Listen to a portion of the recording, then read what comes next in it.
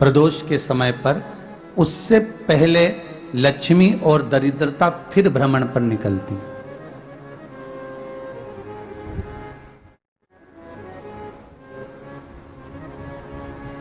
शिव भ्रमण कर कर जब वापिस आ जाते हैं, हिंदू धर्म में पीपल के वृक्ष की जो गणना वराह पुराण में करी गई है, 4 बजे से 7 बजे तक शिव के भ्रमण का समय बताया है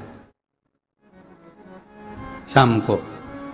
तो 7 बजे से लेकर फिर रात्रि 9 बजे तक लक्ष्मी और दरिद्रता फिर भ्रमण पर जाती है। इनका एक समय निश्चित है महाराज।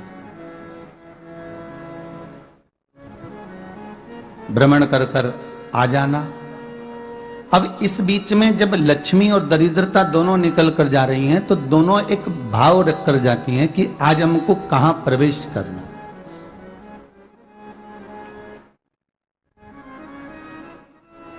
आज हमें किस जगह पर प्रवेश करना है, आज हमें कहां पहुंचना है, आज हमें किस जगह जाना है। और जिस नगर में जिस मार्ग से लक्ष्मी और दरिद्रता निकल कर जाती है, ये दोनों का जब निकलना होता है, इनको स्थान दिया गया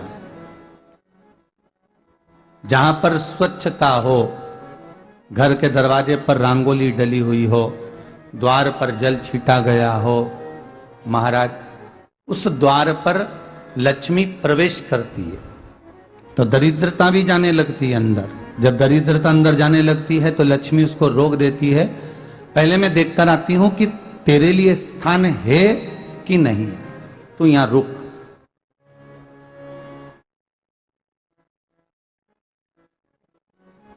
कुछ देर तक दरिद्रता बाहर खड़ी रहती है और लक्ष्मी जी की बड़ी बहन जब दरिद्रता बार बार अंदर जाने का प्रयास करती है तो लक्ष्मी जी कहती हैं, जीजी तू इतनी बड़ी होकर तुझे मालूम है, तू तेरा सम्मान होना चाहिए, आदर होना चाहिए, और तू अंदर चली जाए और कोई तेरा सम्मान ना करे तो कितना बुरा लगेगा, इसलिए तू बाहर खड़ी रहे, मैं अभी आई।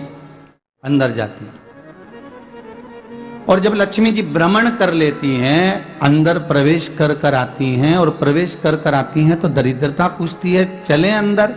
तो लक्ष्मी जी कहती हैं, तुझे मालूम नहीं है क्या जीजी कि जिस घर में मैं प्रवेश कर जाती हूं उस घर में फिर दरिद्रता नहीं जा सकती, क्योंकि ये तेरा वचन था, ये तेरा वचन था। अपन दोनों का जब मंगल विवाह हुआ था, मेरा विवाह जब नारायण के साथ में हुआ और तुम्हारा विवाह जब दुस्साह मुनि के साथ हुआ, दरिद्रता का विवाह दुस्साह मुनि के साथ हुआ। जब अपना दोनों का विवाह हुआ था तो अपन दोनों ने एक वादा करा था कि जिस घर में लक्ष्मी प्रवेश कर जाएगी उस दिन फिर दरिद्रता नहीं जाएगी, और जिस घर में दरिद्रता प्रवेश कर जाएगी उस घर में फिर लक्ष्मी नहीं जाएगी। अब जब मैं अंदर देख कर आ गई हूं तो तू अंदर नहीं जा सकती, अर्थात लक्ष्मी के चरण जिस घर में पड़ गए उस घर में फिर दरिद्रता प्रवेश नहीं कर रही। चलते चलते फिर दरिद्रता ने देखा और लक्ष्मी जी इसको लेकर गई, और लक्ष्मी जी ने देखा कि इसके दरवाजे पर जल नहीं छीटा गया, इसके दरवाजे पर ना रंगोली डली है, इसका द्वार साफ नहीं हुआ है, इसके द्वार पर दीप नहीं है, इसके द्वार पर कलश नहीं है, इसके दरवाजे पर ढेर सारा कचरा पड़ा हुआ है, कोई श्वान कोई कुत्ता गंदगी भी कर कर चला गया है, कहीं बिल्ली ने गंदगी कर रखी है, कहीं जीवों ने कुछ गंदा गिरा रखा है। तो फिर लक्ष्मी जी कहती है, जी जी अब मैं होकर आ गई थी ना, अब तू जा, तू होकर आ।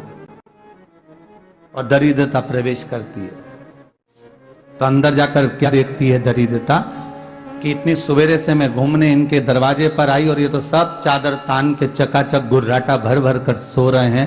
तो दरिद्रता कह देती है, तुम्हारा भाग्य ही बेकार है, तुम्हें क्या करूं, तुम ऐसे ही सोते रहो। और दरिद्रता गुस्से में बाहर निकल कर आती है, लक्ष्मी से कहती है, लक्ष्मी तू इसके घर में जाना ही मत। तो दरिद्रता को कहती है, जीजी तेरी बात नहीं मानूंगी क्या मैं? लक्ष्मी जी बोली, मैं तेरी बात नहीं मानूंगी, बिल्कुल नहीं जाऊंगी इसके घर में, तू चिंता मत कर, चल आगे चले। फिर आगे बढ़े। ये लक्ष्मी और दरिद्रता का प्रवेश। आपके घर का द्वार आपके घर का दरवाजा। फिर निवेदन करूंगा एक बहुत सुंदर बात, हमें महाराष्ट्र से सीखना चाहिए, हमें साउथ से सीखना चाहिए, दक्षिण से। जिस समय पर भक्ति देवी यमुना जी के घाट पर रो रही थी अपने पुत्र ज्ञान और वैराग्य को गोदी में लेकर, समय देवऋषि नारद ने एक प्रश्न किया था कि तुम कहां पर पोषित हुई हो, तुम्हें ऊर्जा कहां से प्राप्त हुई? तो कहा मैं गुजरात से तो चली हूं। और वहां से चलती चलती भक्ति देवी कहती है मैं बहुत दुखी होकर, बूढ़ी होकर, द्रवित होकर, बड़ी दुख में वहां से चलते चलते जब मैं महाराष्ट्र में पहुंची तो मैंने वहां जाकर देखा कि वहां पर लोग हर पल हर घड़ी ब्रह्म मुहूर्त में उठकर स्मरण करते हैं, नाम जाप करते हैं और दरवाजे पर जल छीट कर रंगोली डालते हैं। तो कह रही है कि वहां पर मैं थोड़ी अवस्थावान होने लगी, वहां मुझे अच्छा लगने लगा। फिर जब मैं और आगे पढ़ी, दक्षिण में जब पहुंची, वहां पर जाकर मैंने देखा कि सुबह से उठकर मंगलाचरण, मंगला स्तोत्र और वेदों की ध्वनि होने लगी। वहां पर मैं और आनंदित हो गई। हमें कुछ चीजें महाराष्ट्र से सीखना चाहिए कि वहां रहने वाले जो भगत हैं, वारकरी संप्रदाय के जो भक्त होते हैं, वैष्णव जो धर्म के भक्त होते हैं, उनका नियम है सवेरे के समय घर में पानी है कि नहीं है, पर जब भी वो घर का दरवाजे के बाहर थोड़ा ना थोड़ा पानी तो छींट ही देते हैं। और छींटने के बाद फिर वहां पर अपने यहाँ तो दिवाली पर रंगोली बनती है जी, और वहां पर रोज की रंगोली बन जाती है कि कभी हो सकता है परमात्मा राह भूल कर हमारे घर में प्रवेश कर जाए, इसलिए वहां प्रतिदिन की रंगोली, प्रतिदिन।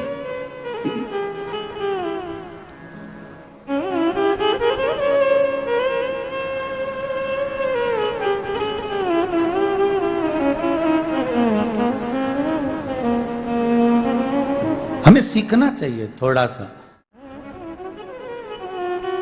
आज के जमाने में तो बहू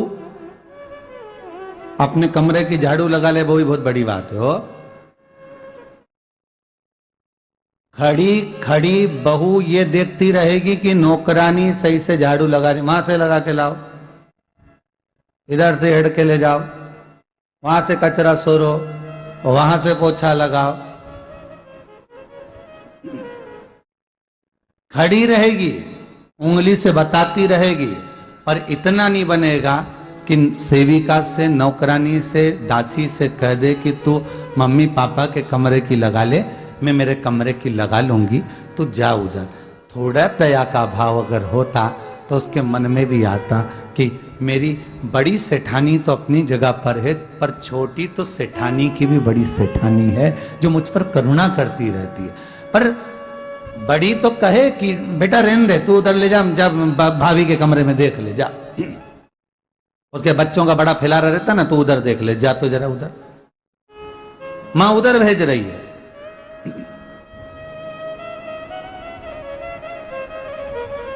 थोड़ा सेवा का भाव हमारे भीतर हो।